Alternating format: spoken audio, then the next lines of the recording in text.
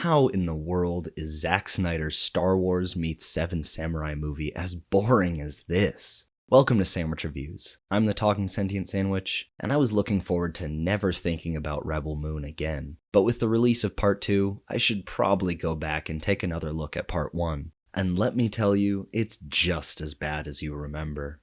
Watching it the night it came out, I was beyond hyped to see the birth of what I was sure would be the next big franchise. Despite the exact concept being executed incredibly well way back in 1980 with Battle Beyond the Stars, I still thought a space Magnificent Seven movie was a novel and fun idea I couldn't wait to see. And what's more, this was Zack Snyder's original world and story that he had been trying to get off the ground for at least a decade. Bringing it to George Lucas, he wanted this to be in the Star Wars universe, but never got the go-ahead, so he decided to make it his own, which got me even more excited about it because that meant he could do whatever he wanted with the story and the characters. And I was so excited to see Snyder's unbridled style, signature slow-motion camera and all, and I was more than ready to dive into this new spaghetti western space opera. But if you somehow haven't seen Part 1 of Rebel Moon, I would stay clear of this Netflix release.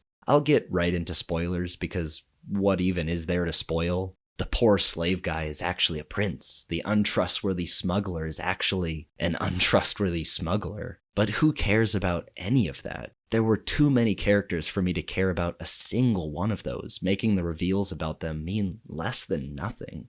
My biggest problem with the movie is that it spends the entire runtime introducing character after character, and the writers don't know what to do with any of them after their introduction. Part 1 of Rebel Moon goes like this. You meet someone, they do a cool thing, they get on the ship with everyone else, then they are practically never seen again. These people don't interact with each other in any meaningful way. The most they do to acknowledge that these people are together is a throwaway line here and there that could easily be cut out without any effort. There is nothing about how these people come from a wide variety of worlds, cultures, and mindsets. Maybe one person could disagree with another about how they should deal with one of their problems, or who they should pick up next. But none of that happens. They're all just agreeable and negligible. There are two central characters that the narrative focuses on quite a bit, but even they don't do anything remotely interesting. I mean, sure, all of these characters participate in the third act, and there are reveals like I said before, but none of that works.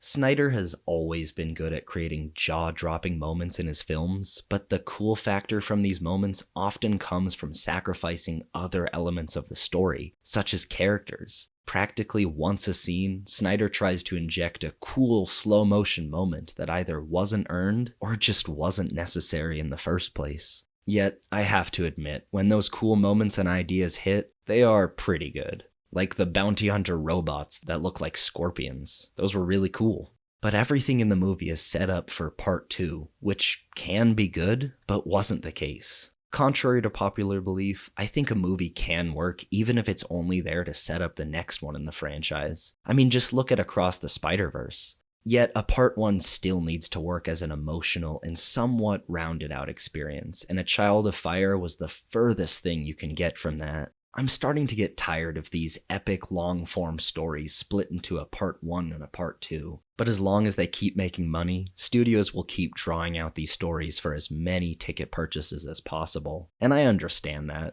And this movie didn't even come out to theaters, at least no theater near me. But I think this was still my breaking point. Because why was this movie made? Rebel Moon easily could have been a 2-hour space western with cool action and well thought out ideas, but Part 1 ended up being a boring collection of almost unrelated scenes where each is meant to introduce a new character. Why do we have to have a movie introducing all these people before we get to the Seven Samurai plot of defending a small town? Couldn't we have just got that movie in the first place? Call it a remake of Battle Beyond the Stars, I don't care. The point of getting the audience to care about all these people before growing to that story was a complete failure in my eyes because I don't remember any of them. The one character I did like in the movie was the Anthony Hopkins robot, but he was barely there, maybe for a total of 5 minutes. Despite the robot's action scenes starting because some soldiers are harassing a woman, which is a catalyst used to start fight scenes way too often in this movie, I did like the small amount of action that followed quite a lot. It was short but very effective. As an ancient protector of the royal line or something, the robot was sworn to pacifism, but breaks that oath for a split second, and that cathartic feeling I got when he fired the gun was amazing. But sadly, we have to get back to my criticisms, because when the robot shows up at the end to remind everyone he is in the movie, he's not even wearing his flower crown. He received it from the random girl he saved later on, and although that wasn't a phenomenal scene, it was still the best emotional part of the entire film. But instead of the flower crown, he had some weird, intricate headpiece with deer antlers, which was a cool look, but had no relevance to anything he did. Let's hope part 2, The Scar Giver, is good, because it looks like that's the one that will actually do the Seven Samurai Magnificent Seven plot. But until the release of that, I guess we're stuck with the boring first half of this not very great tale. As always, thanks for watching. Make sure to leave a like, subscribe for weekly videos and reviews, and enjoy a delicious sandwich.